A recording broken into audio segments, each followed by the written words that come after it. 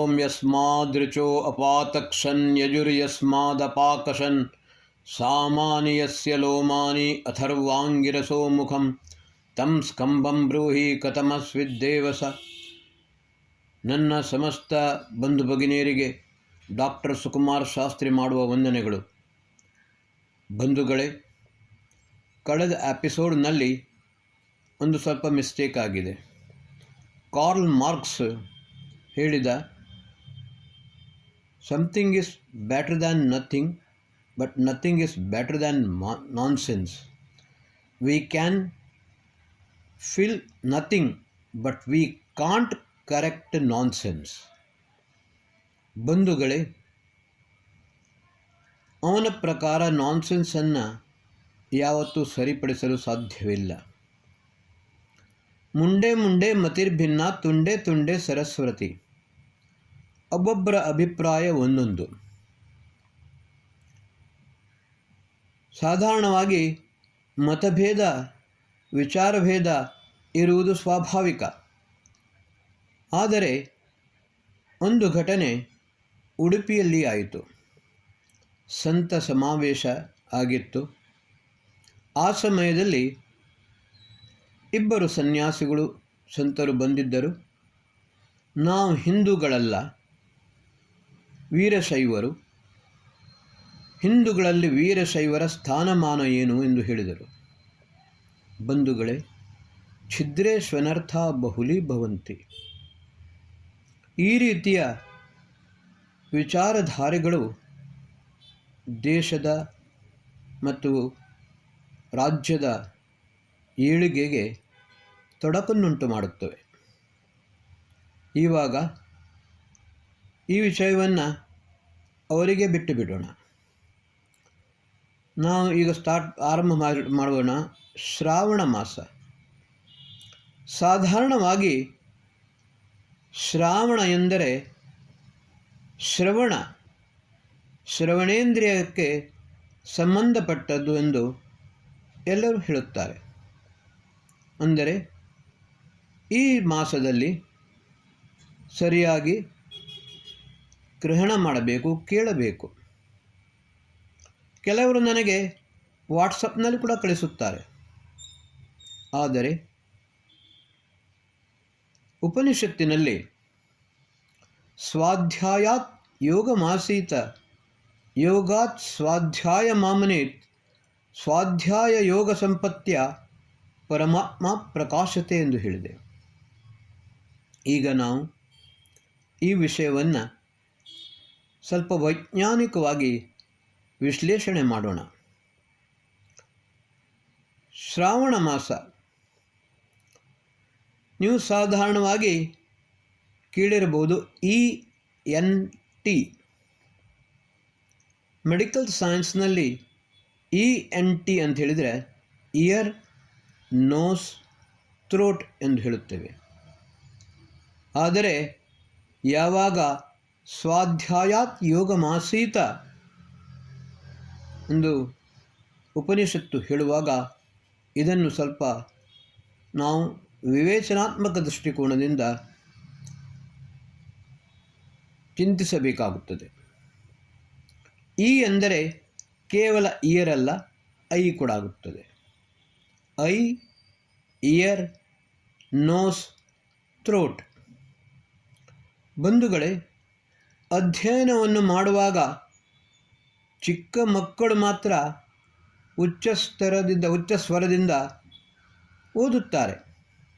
ಆದರೆ ನಾವು ದೊಡ್ಡವರಾದ ನಂತರ ಉಚ್ಚ ಸ್ವರದಿಂದ ಓದುವುದಿಲ್ಲ. ಕಣ್ಣಿನಿಂದಲೇ ಓದುತ್ತೇವೆ, ಕಿವಿಯಿಂದ ಕೇಳುತ್ತೇವೆ. ಈ ಸ್ವಾಧ್ಯಾಯ ಪರ್ವದಲ್ಲಿ ಸ್ವಾಧ್ಯಾಯ ಎಂದರೆ ಅಧ್ಯಯನ ಮತ್ತು ಸ್ವ ಅಧ್ಯಯನ. ಮೊದಲನೆಯದಾಗಿ ನಾವು ಉತ್ತಮ ಗ್ರಂಥಗಳನ್ನು, ವೇದ, ಉಪನಿಷತ್ತು, ಶಾಸ್ತ್ರಗಳು, ಬ್ರಾಹ್ಮಣ ಗ್ರಂಥಗಳು, ರಾಮಾಯಣ, ಮಹಾಭಾರತ, ಭಗವದ್ಗೀತೆ, ಷಟ್ಶಾಸ್ತ್ರಗಳು, ಇವುಗಳ ಅಧ್ಯಯನವನ್ನು ಗುರುಮುಖೇನ ನಾವು ತಿಳಿದುಕೊಳ್ಳಬಹುದು, ಅಧ್ಯಯನ ಮಾಡಬಹುದು. ಎಷ್ಟು ಸಾಧ್ಯವಿದೆಯೋ ನಾವು ಮೊದಲು ಸ್ವಾಧ್ಯಾಯಾತ್ ಯೋಗಮಾಸೀತ, ಮೊದಲು ನಾವು ಉತ್ತಮ ಗ್ರಂಥಗಳನ್ನು ಅಧ್ಯಯನ ಮಾಡೋಣ. ಈ ಮಾಸದಲ್ಲಿ ಮೊದಲು ಏನಾಗುತ್ತಿತ್ತು ಎಂದು ಹೇಳಿದರೆ, ಗುರುಗಳು, ಸನ್ಯಾಸಿಗಳು, ಋಷಿಮುನಿಗಳು ಗುರುಕುಲದಿಂದ, ಕಾಡಿನಿಂದ ನಾಡಿಗೆ ಬರುತ್ತಿದ್ದರು.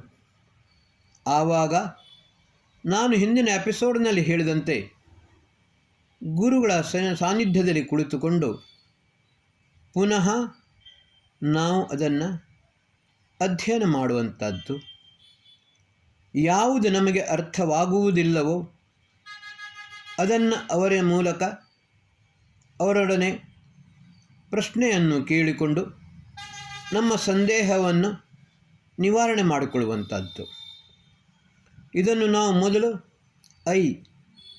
ಈ ಎಂದರೆ ಕಣ್ಣಿನಿಂದ ಉತ್ತಮವಾದ ಗ್ರಂಥಗಳನ್ನು ಅಧ್ಯಯನವನ್ನು ಮಾಡಬಹುದು, ಉತ್ತಮವಾದುದನ್ನೇ ನೋಡಬಹುದು. ಅದರ ನಂತರ ಬರ್ತದೆ ಇಯರ್, ಉತ್ತಮವಾದ ವಿಚಾರಗಳನ್ನು ಗುರುಮುಖೇನ, ವಿದ್ವಾಂಸರ ಮುಖಾಂತರ ಸತ್ಸಂಗದಲ್ಲಿ ಇದ್ದುಕೊಂಡು ನಾವು ಕೇಳಬಹುದು. ಆಮೇಲೆ ಬರುತ್ತದೆ ನೋಸ್ ಎಂದರೆ ಮೂಗು. ಈ ಘ್ರಾಣೇಂದ್ರಿಯ, ಇದರಲ್ಲಿ ಎರಡು ಕೆಲಸ ಆಗುತ್ತದೆ. ನಾವು ನಮ್ಮ ಘ್ರಾಣೇಂದ್ರಿಯದಿಂದ, ಮೂಗಿನಿಂದ ಶ್ವಾಸೋಚ್ಛ್ವಾಸವನ್ನು ಮಾಡುತ್ತೇವೆ. ಆಮೇಲೆ ಇದರಿಂದ ಘ್ರಾಣ ಮಾಡುತ್ತೇವೆ, ಅಂದರೆ ವಾಸನೆ, ಸುವಾಸನೆಯೂ ಇರಬಹುದು, ಕೆಟ್ಟ ವಾಸನೆಯೂ ಬರಬಹುದು. ಅದನ್ನು ನಾವು ಗ್ರಹಣ ಮಾಡಲೇಬೇಕಾಗುತ್ತದೆ. ಇವಾಗ ನಾವು ಏನು ಮಾಡಬೇಕು?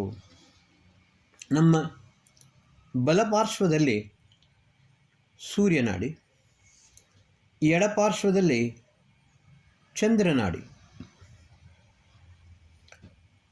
ಹಿಂದುಗಡೆಯಲ್ಲಿ ಬಲಪಾರ್ಶ್ವದಲ್ಲಿ ಇಡನಾಡಿ, ಎಡಪಾರ್ಶ್ವದಲ್ಲಿ ಪಿಂಗಳ ನಾಡಿ, ನಡುವಿನಲ್ಲಿ ಸುಷುಮ್ನಾ ನಾಡಿ.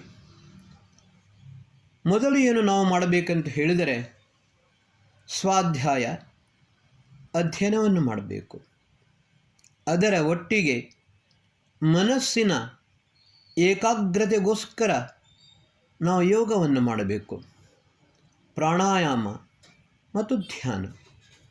ಪ್ರಾಣಾಯಾಮವನ್ನು ಮಾಡುವುದರಿಂದ ನಮ್ಮ ಆರೋಗ್ಯವು ಉತ್ತಮವಾಗುತ್ತದೆ. ಮನಸ್ಸು ನಮ್ಮದು ಸ್ಥಿರವಾಗುತ್ತದೆ. ಇದರಿಂದ ನಮ್ಮ ವಿಚಾರಧಾರೆಗಳು, ಉತ್ತಮ ವಿಚಾರಗಳನ್ನು ಗ್ರಹಣ ಮಾಡುವುದರಲ್ಲಿ ಸಮರ್ಥವಾಗುತ್ತವೆ. ಚಿಂತನ, ಮನನ, ನಿಧಿಧ್ಯಾಸನ ಇದನ್ನು ಮಾಡಲು ನಾವು ಸಮರ್ಥರಾಗುತ್ತೇವೆ. ನನ್ನದೇ ವಿಷಯ ಹೇಳುವುದಾದರೆ, ನನಗೆ ಹಲವು ವರ್ಷಗಳಿಂದ ನಿದ್ರೆಯೇ ಇಲ್ಲ. ಹಗಲಿನಲ್ಲಿ ಕುಳಿತುಕೊಂಡಲ್ಲೇ ನಿದ್ರೆ ಬರುತ್ತದೆ. ನಾನು ಎಪಿಸೋಡ್ ಮಾಡುವುದು ಹೇಗೆ ಅಂತ ಹೇಳಿದರೆ, PhD ಮಾಡುವ ತನಕ ಹಲವಾರು ಗ್ರಂಥಗಳನ್ನು ಓದಿದ್ದೇನೆ.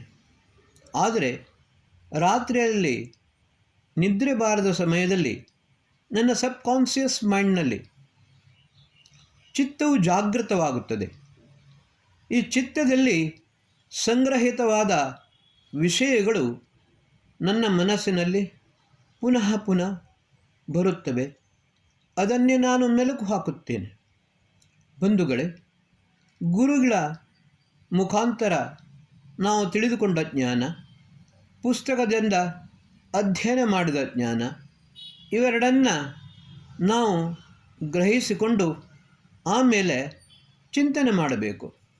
ಯಾವ ರೀತಿ ಪಶು ಆಹಾರವನ್ನು ತಿಂದ ನಂತರ ಮೆಲುಕು ಹಾಕುತ್ತದೆಯೋ ಅದೇ ರೀತಿ ಪುನಃ ಪುನಃ ನಾವು ನಮ್ಮ ಮನಸ್ಸಿನಲ್ಲಿ ಚಿಂತನೆಯನ್ನು ಮಾಡುತ್ತಾ ಹೋಗಬೇಕು. ಆ ಚಿಂತನೆಯನ್ನು ಮಾಡಿದಾಗ ನಮಗೆ ಹೊಸ ಹೊಸ ವಿಚಾರಗಳು, ವಿಚಾರಧಾರೆಗಳು ಸ್ಫುಟವಾಗುತ್ತವೆ. ಯಾವುದು ನಮಗೆ ಅರ್ಥವಾಗುವುದಿಲ್ಲ ಅದನ್ನು ನಾವು ವಿದ್ವಾಂಸರಿಂದ, ಗುರುಗಳಿಂದ ತಿಳಿದುಕೊಳ್ಳಬಹುದು. ಅದರ ನಂತರ ಬರುತ್ತದೆ ಥ್ರೋಟ್, ಕಂಠ. ಈ ಕಂಠ, ಇದರಿಂದ ನಾವು ಏನು ಮಾಡುತ್ತೇವೆ? ಸಾಧಾರಣವಾಗಿ ಸ್ವರ ಆರಂಭವಾಗುವುದು ನಾಭಿಯಿಂದ. ಪರ, ಪಶ್ಯಂತಿ, ವೈಖರಿ, ವಾಣಿ. ಸ್ವರದ ಆರಂಭ ಆಗುವಂಥದ್ದು ನಾಭಿಯಿಂದಾದರೂ ಕೂಡ ಕಂಠ ಮತ್ತು ವಾಣಿಯ ಮುಖಾಂತರ ಹೊರಗೆ ಬರುತ್ತದೆ.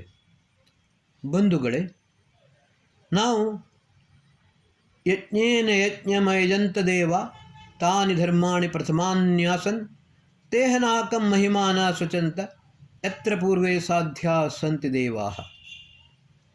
ಯಜ್ಞೋ ವೈ ವಿಷ್ಣು ಯಜ್ಞೋ ವೈ ಶ್ರೇಷ್ಠತಮಂ ಕರ್ಮ. ಯಜ್ಞೇನ ಯಜ್ಞಮಯಜಂತ ದೇವ, ಯಜ್ಞದ ಮೂಲಕವೇ ನಾವು ಆ ಪರಮಾತ್ಮನನ್ನು ಯಜಿಸುತ್ತೇವೆ, ಧ್ಯಾನ ಮಾಡುತ್ತೇವೆ. ಯಜ್ಞದಲ್ಲಿ ಮಂತ್ರೋಚ್ಚಾರಣೆ ಮಾಡುತ್ತಾ, ಸ್ವಹಾಕಾರವನ್ನು ಮಾಡುತ್ತಾ ವಿಶಿಷ್ಟವಾದ ಹವನ ಸಾಮಗ್ರಿಯನ್ನು ಹಾಕುತ್ತೇವೆ. ಹಸುವಿನ ತುಪ್ಪ ಅದನ್ನು ಹಾಕಿಕೊಂಡು ಹವನ ಮಾಡುತ್ತೇವೆ. ಇದರ ಪರಿಣಾಮ ಏನು ಅಂತ ಹೇಳಿದರೆ, ವಾತಾವರಣದಲ್ಲಿ ಯಾವ ದುರ್ಗಂಧವಿದೆ, ದುರ್ನಾತವಿದೆ, ಅದು ನಷ್ಟವಾಗುತ್ತದೆ. ಮತ್ತು ವಾತಾವರಣದಲ್ಲಿರುವ ಕ್ರಿಮಿಗಳು, ನಾವು ಯಾತುದಾನ ಮತ್ತು ಕಿಮಿ ದಿನ ಎಂದು ಹೇಳುತ್ತೇವೆ, ವೈರಸ್ ಮತ್ತು ಬ್ಯಾಕ್ಟೀರಿಯಾಗಳು ನಾಶವಾಗುತ್ತವೆ. ಈ ರೀತಿ ನಾವು ಕಂಠದಿಂದ ಉಚ್ಚ ಸ್ವರದಲ್ಲಿ ಮಂತ್ರೋಚ್ಚಾರಣೆಯನ್ನು ಮಾಡುತ್ತಾ ಹವಿಸ್ಸನ್ನು ಅರ್ಪಿಸಿಕೊಂಡು ಯಜ್ಞವನ್ನು ಮಾಡಿದರೆ ವಾತಾವರಣವು ಪರಿಶುದ್ಧವಾಗುತ್ತದೆ. ನಮ್ಮ ಹೃದಯದಲ್ಲಿ ನಿರಂತರವಾಗಿ ಮಂತ್ರೋಚ್ಚಾರಣೆಯನ್ನು ಮಾಡುವವನಿಗೆ ಹಾರ್ಟ್ ಅಟ್ಯಾಕ್ ಆಗುವುದಿಲ್ಲ ಎಂದು ವೈದ್ಯರು ಹೇಳುತ್ತಾರೆ. ಬಂಧುಗಳೇ, ಅದರ ಒಟ್ಟಿಗೆ ನಾವು ಸುಶ್ರಾವ್ಯವಾಗಿ ಭಜನೆಯನ್ನು ಹಾಡಬಹುದು. ಭಗವಂತನ ಭಕ್ತಿ ನಮಗೆ ಮುದವನ್ನು ನೀಡುತ್ತದೆ, ನಮ್ಮ ಮನಸ್ಸಿಗೆ ಆಹ್ಲಾದವನ್ನು ಉಂಟು ಮಾಡುತ್ತದೆ. ಅದೇ ರೀತಿ ಅದರ ಒಟ್ಟಿಗೆ ರಾಷ್ಟ್ರಪ್ರೇಮದ ಗೀತೆಯನ್ನು ಕೂಡ ನಾವು ಹಾಡಬೇಕು. ನಮ್ಮ ರಾಷ್ಟ್ರಕ್ಕೋಸ್ಕರ ಪ್ರಾಣ ಉತ್ಸರ್ಗವನ್ನು ಮಾಡಿದ ವೀರರ ಯಶೋಗಾಥೆಯನ್ನು ಬಣ್ಣಿಸುವಂಥ ಹಲವಾರು ಗೀತೆಗಳಿವೆ. ಈ ಗೀತೆಗಳನ್ನು ಕೂಡ ಹಾಡಿಕೊಂಡು ನಮ್ಮಲ್ಲಿ ಮತ್ತು ನಮ್ಮ ರಾಷ್ಟ್ರದಲ್ಲಿ ಆ ಜಾಗೃತಿಯನ್ನು ಉಂಟು ಮಾಡುವಂಥ ಕೆಲಸವನ್ನು ನಾವು ಮಾಡಿದರೆ ಅದು ಸಾರ್ಥಕವಾಗುತ್ತದೆ. ಈ ರೀತಿ ಶ್ರಾವಣ ಮಾಸದಲ್ಲಿ ಕಣ್ಣಿನಿಂದ ಉತ್ತಮವಾದ ಗ್ರಂಥವನ್ನು ಅಧ್ಯಯನ ಮಾಡುವಂಥದ್ದು, ಇಯರ್ ಉತ್ತಮವಾದ ವಿಚಾರಧಾರೆಗಳನ್ನು, ಉತ್ತಮವಾದ ಭಾಷಣಗಳನ್ನು, ಉತ್ತಮವಾದ ಪ್ರವಚನಗಳನ್ನು ಕೇಳುವಂಥದ್ದು, ನೋಸ್ ಪ್ರಾಣಾಯಾಮದ ಮೂಲಕ ನಮ್ಮ ಆರೋಗ್ಯವನ್ನು ಕಾಪಾಡಿಕೊಳ್ಳುವಂಥದ್ದು. ಯೋಗದ ಮೂಲಕ ಸ್ವಾಧ್ಯಾಯಾತ್ ಯೋಗಮಾಸೀತ ಯೋಗಾತ್ ಸ್ವಾಧ್ಯಾಯ ಮಾಮನೇತು. ಮೊದಲು ನಾವು ಅಧ್ಯಯನ ಮಾಡುವಾಗ ನಮಗೆ ಎಷ್ಟೋ ವಿಷಯಗಳು ಅರ್ಥವಾಗುವುದಿಲ್ಲ. ಆದರೆ ನಮ್ಮ ಋಷಿಮುನಿಗಳು, ವಿದ್ವಾಂಸರು, ನಾವು ಕೂಡ ಎಷ್ಟೋ ಸರ್ತಿ ಚಿಂತನೆ ಮಾಡಿದಾಗ, ಅಧ್ಯಯನ ಮಾಡಿಕೊಂಡು ಸ್ವಲ್ಪ ಹೊತ್ತು ಕಾಲಾವಕಾಶವನ್ನು ಮಾಡಿಕೊಂಡು ಪುನಃ ಅದನ್ನು ನಮ್ಮ ಸ್ಮೃತಿಪಟಲದಲ್ಲಿ ತಂದು ಮೆಲುಕು ಹಾಕಿದರೆ ನಮಗೆ ಅದು ಸ್ಫುಟವಾಗುತ್ತದೆ. ನಾವು ಓದಿದ ವಿಷಯವು ನಮಗೆ ಸಮರ್ಪಕವಾಗಿ ತಿಳಿಯುತ್ತದೆ. ನಾವು ತಿಳಿಯಲು ಸಮರ್ಥರಾಗುತ್ತೇವೆ. ಈ ರೀತಿ ಇದು ಒಂದು ಪ್ರಕಾರದ ಯೋಗವೇ. ಯುಂಜತೆ ಮನ ಉತ ಯುಂಜತೆ ಧಿಯೋ ವಿಪ್ರಾಹ. ಯೋಗದಿಂದ ಮೂಲಕ ನಾವು ಮನಸ್ಸನ್ನು ನಮ್ಮ ಕ್ರಿಯೆಯ ಮೂಲಕ, ನಮ್ಮ ಬುದ್ಧಿಯ ಮೂಲಕ ನಿಗ್ರಹಿಸಿಕೊಂಡು ನಾವು ಅಧ್ಯಯನವನ್ನು ಮಾಡಿದ ವಿಷಯವನ್ನು ತಿಳಿದುಕೊಂಡಾಗ ಅದು ಸಾರ್ಥಕವಾಗುತ್ತದೆ. ಅದರ ಒಟ್ಟಿಗೆ ಸ್ವಾಧ್ಯಾಯ ಎಂದು ಹೇಳಿದರೆ ಸ್ವ ಅಧ್ಯಯನ, ಆತ್ಮನಿರೀಕ್ಷಣೆ. ನಾವು ಎಲ್ಲಿ ತಪ್ಪಿದ್ದೇವೆ, ಯಾವ ತಪ್ಪುಗಳನ್ನು ಮಾಡಿದ್ದೇವೆ, ಆ ತಪ್ಪುಗಳ ಪುನರಾವರ್ತನೆಯನ್ನು ಮಾಡದಂತೆ ಪ್ರಯತ್ನಿಸುವಂಥದ್ದು ಪ್ರಾಯಶ್ಚಿತ್ತ ಎಂದು ಹೇಳುತ್ತೇವೆ. ಪ್ರಾಯ ಪಾಪಮಾಹು ಚಿತ್ತಂ ತಸ್ಯ ಶೋಧನಂ. ಯಾವ ದುಷ್ಕರ್ಮಗಳು, ಯಾವುದನ್ನು ನಾವು ಮಾಡಬಾರದೋ ಅಂತಹ ಕರ್ಮಗಳೇ ಅದು ಪ್ರಾಯ ಪಾಪ. ಆದರೆ ಅದರ ಪರಿಶೋಧನೆ, ಪುನಃ ಆ ತಪ್ಪುಗಳು, ಆ ಪಾಪಗಳು ಆಗದಂತೆ ಪ್ರಯತ್ನಿಸುವುದು, ಪುನರಾವರ್ತನೆ ಆಗದಂತೆ ಪ್ರಯತ್ನಿಸುವುದು, ಇದು ಯಥಾರ್ಥ ರೂಪದಲ್ಲಿ ಪ್ರಾಯಶ್ಚಿತ್ತವಾಗುತ್ತದೆ. ಅಧ್ಯಯನ ಸ್ವ ಅಧ್ಯಯನ, ಇದು ಸ್ವಾಧ್ಯಾಯ ಪರ್ವ. ನೋಸ್ ಯೋಗ. ಆಮೇಲೆ ಥ್ರೋಟ್, ನಾನು ಮೊದಲೇ ಹೇಳಿದೆ, ಉಚ್ಚ ಸ್ವರದಿಂದ ಮಂತ್ರೋಚ್ಚಾರಣೆ, ಸುಶ್ರಾವ್ಯವಾಗಿ ಭಕ್ತಿಗೀತೆಗಳನ್ನು ಹಾಡುವಂಥದ್ದು, ರಾಷ್ಟ್ರ ಪ್ರೇಮದ ಗೀತೆಗಳನ್ನು ಹಾಡುವಂಥದ್ದು.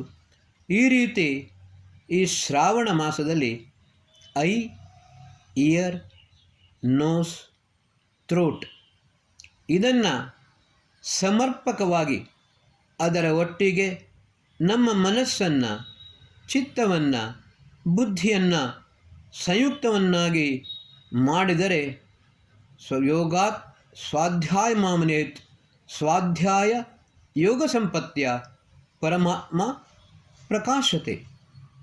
ಯಮಾಚಾರ್ಯನ ಹತ್ರ ನಚಿಕೇತ ಹೋದಾಗ ನಚಿಕೇತ ಹೇಳಿದ, ಯಮಾಚಾರ್ಯರೇ, ನನಗೆ ಸ್ವರ್ಗಾಗ್ನಿಯನ್ನು ತಿಳಿಸಿರಿ, ಬೋಧಿಸಿರಿ ಅಂತ. ಆ ಸ್ವರ್ಗಾಗ್ನಿ ಪ್ರಜ್ವಲಿಸುವುದು ನಮ್ಮ ಅಂತಃಕರಣದಲ್ಲಿ. ಈ ಚಾತುರ್ಮಾಸದಲ್ಲಿ ದೇವರನ್ನು ಮಲಗಿಸುತ್ತಾರೆ. ಆದರೆ ಯಮಾಚಾರ್ಯ ಹೇಳುತ್ತಾನೆ, ಹಾಗಲ್ಲ, ಶಯಾನ ಯಾತಿ ಸರ್ವತಃ. ನಿನ್ನ ಪರಮಾತ್ಮ, ನಮ್ಮ ಪರಮಾತ್ಮ ನಮ್ಮ ಅಂತಃಕರಣದಲ್ಲಿಯೇ ಇರುತ್ತಾನೆ. ಆದರೆ ಅಂತಃಕರಣದಲ್ಲಿಯೂ ಕೂಡ ಅವನು ಸರ್ವತ್ರ ವ್ಯಾಪಕನಾಗಿದ್ದಾನೆ. ಅಂತಹ ಸರ್ವವ್ಯಾಪಕನಾದ, ಸರ್ವಾಂತರ್ಯಾಮಿಯಾದ ಆ ಪರಮಾತ್ಮನ ಉಪಾಸನೆಯೇ ನಿಜವಾದ ಸ್ವಾಧ್ಯಾಯ. ಇದನ್ನೇ ನಾವು ಈ ಶ್ರಾವಣ ಮಾಸದಲ್ಲಿ ಮಾಡಬೇಕು. ಇನ್ನು ಮುಂದೆ ಬರುವ ಎಪಿಸೋಡ್ನಲ್ಲಿ ಒಂದೊಂದೇ ಪರ್ವಗಳ ಅದರ ಸಾಮಾಜಿಕ ಮತ್ತು ವೈಜ್ಞಾನಿಕ ಸ್ವರೂಪ ಹೇಗಿದೆ, ಯಾವ ರೀತಿ ಅದನ್ನು ನಾವು ಆಚರಣೆ ಮಾಡಬೇಕು, ಇದನ್ನು ನಿಮಗೆ ಸ್ಪಷ್ಟವಾಗಿ ತಿಳಿಸುತ್ತೇನೆ. ಓಂ ಶಂ.